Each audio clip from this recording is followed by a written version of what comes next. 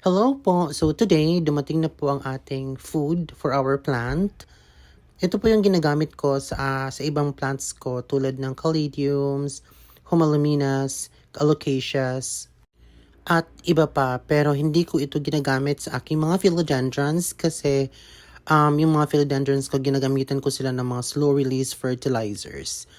At ito po siya, i-transfer ko lang muna siya sa ating canister kasi kapag hindi mo siya na-transfer, magme-melt siya at masisira yung buong fertilizer po. So, gamit lang tayo ng gloves. Important po yan.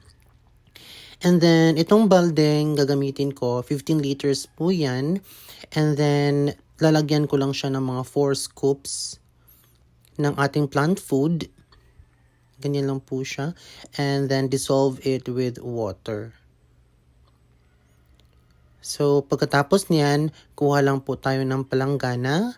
And then, dyan natin ilalagay yung mga plants natin na lalagyan natin ng fertilizers. Ang purpose po niyan ay para hindi masayang yung excess. Kasi yung excess na fertilizers, yan po, magagamit po yan sa ibang plants po para matipid. Kasi medyo may kamahalan itong fertilizer po na ito.